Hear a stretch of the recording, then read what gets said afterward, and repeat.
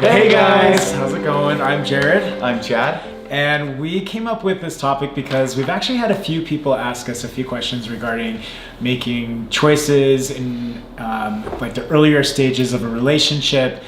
And just throughout. Yeah. And we thought, how can we actually relate this to us? Because as we've mentioned in previous vlogs, we are not qualified to give any sort of like advice or and we don't have a perfect relationship, even though we post cute smiling pictures. Exactly. So perfect. I'm just putting it out there. Well said. So the topic, as you know, is a couple's top 5 mistakes. Okay, so I have to read it and then we can talk about it. So number 1 is rushing. Don't rush. Don't have time limits, and give adequate time to each other. So for this one, I would say, like, for our story, rushing, I feel like there's a lot of times that we like jumped into things because we were so excited, and we didn't want to like lose each other, because I think like dating for me would always be like, I would like date, you know what I mean? You just want to find someone because we think that's gonna like fix all of our problems in life. Yeah. So I think just like taking things slow is like a really good thing. And of course you're gonna be excited and do go fast. But I think like we moved in really quick together. Yeah.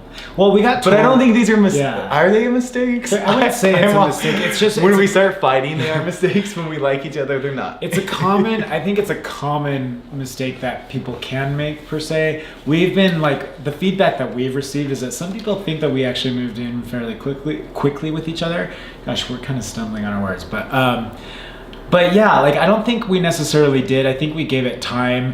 However, I think it was just one of those things that just. It can be one of those big questions that arise with any couple, like, hey, when do we actually move in with each other? Hey, I really like you. There's a lot going on when we actually were making this decision, and it just kind of it worked perfectly for us at the moment. Yeah, and you know what? It was actually, I think it worked fine. Yeah. I wouldn't say it's a mistake, but I think it's a common mistake, and I think there's a lot of things that kind of came with like rushing. I think the process of us moving with each other was a rushed, but we knew that we wanted to live with each other. Wouldn't you say? I knew we wanted. I don't think we were prepared. Yeah. Because I've never lived with anyone I was in a relationship with, and you have, obviously. Such a great point to make. Yeah, it wasn't rushed. It was just not prepared. I think that's a really that's a good point to make. Because I didn't know what, and especially with him having 3 kids, but I don't think there's ever a time that you're ready for it either. So it's like one of those, like, is it called an oxymoron? But yeah, I think just be prepared, like talk about it, but you're never gonna be fully prepared. So we, yeah, we're done with this one, but I hope that made sense. Yeah, I just think like, don't put a time limit on your relationship, because I think time doesn't necessarily mean like that makes a good relationship. It's just to say, like, don't rush it. Can I add one more thing? Yeah. Because different things work for different people. You could be in a relationship with someone for maybe like 5 years and you never live together. But like for some people, that like is how they like it. They need their alone space. Some people can be together for a few months, move in, and like it works. Yeah. So like literally do whatever works for you, and people are gonna say stuff either way. Yeah. So like you just have to do what you feel is right. If it blows up in your face, you have to deal with it, not anyone else. So yeah. Thanks for the feedback. Topic number 2 is timeouts. Okay, so every person. This is something we're still working on. This is something that we all need. It doesn't matter who you are or like what type of a person you are. Chad kind of tapped in it in the last point, but everybody needs a timeout. Everybody needs alone time. Everybody needs to be an individual still. Just because you're in a relationship does not mean that you enmesh every single thing together as like a couple. You don't have to mix all emotions. You can feel differently about things. So therefore, the best thing that we have talked about is just give yourself some timeouts from each other. And yeah, and even Chad and I, like, we work together a lot of times. We're literally always together. Like there's some days we're together 24 hours a day, Yeah. just because of what we do. So for us, this is something that we've had to like really work on, because I think sometimes we just get like annoyed with ourselves. Yeah. I get annoyed with myself sometimes, and then I just get mad at you for no reason because we're together so, like, we can be together so much, and like I just start getting mad and fighting for no reason. Everybody though has this need, and I think that oftentimes we don't realize that. I think this is like a big one for us. This is a huge one. This is that probably, we're still this probably should have trying been to- number one, but Yeah. as far as like, because we're still trying to like learn how to do it, just because like I want to do everything with Jared, but then sometimes I'm like, God, I just need like a break from like everyone. Yeah. I used to have to just go on drives. When we first started dating, like the kids would be fighting and I would be with him. I didn't even know how to like deal with anything. And it wasn't even crazy now looking back at it, but I was just like, oh my God, like there's kids screaming, there's this going on. Like I literally had to just be like, hey, I have to like go for a drive, and I would just drive like to Walmart and buy candy, sit in the parking lot and scroll on my phone. Like just because I needed a time out. That's life, everyone. Okay, number 3 is to create a safe space for your partner to speak openly and just be themselves. Yeah. This one's hard for me sometimes. I think a lot of times every single person needs to be heard, and everybody needs to be themselves. Everybody needs the opportunity to receive and give information. How they can give and receive information, don't you think? Yeah. So like, we all need to be heard. Not one side is more important than the other. However, sometimes one or the other needs it a little bit more during certain times of life, wouldn't you say? Yeah. So that's the thing I love most about you though, is because like I can literally say anything, like have the most craziest like random thought that like, and I just feel like I can, like I have that safe space where I can say it. So yeah. Oh, thank you. But yeah, I would say that's so important, because sometimes even there's just hard conversations that you need to have sometimes, especially if it's someone that you're like spending your life with. So you should be able to talk about anything, but it is hard. yeah, very hard. Okay. Moving on.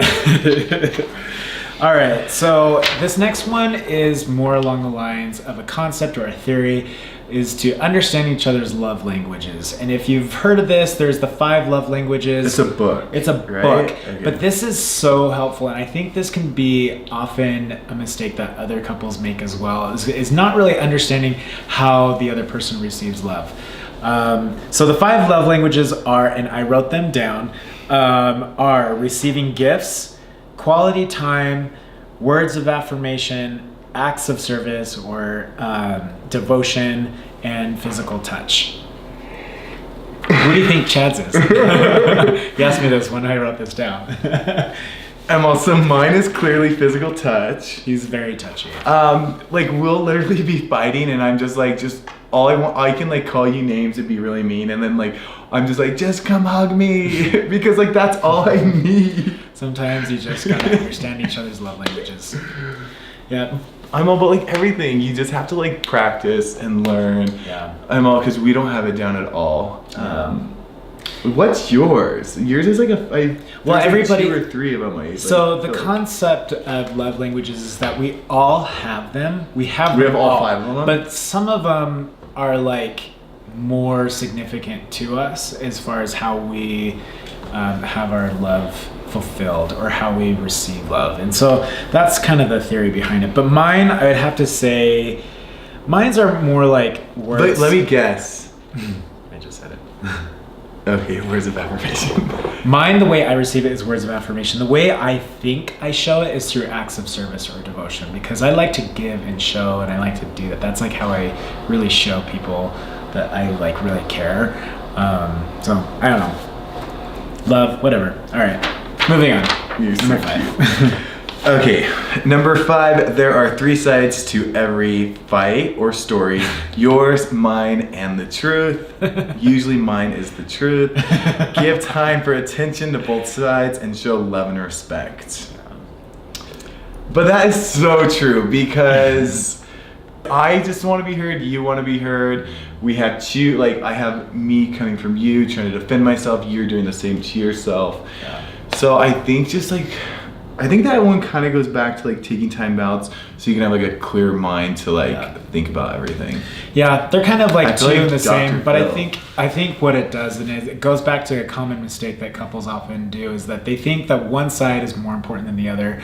And it doesn't necessarily mean that. I think it just means like, hey, you need to be heard, I need to be heard, and then once we're both heard, we can kind of come to a place where we can respect each other and still love each other, and then just kind of move on. I think at the end of the day, you just got to move on eventually through all the mistakes that we all make because we all are so imperfect.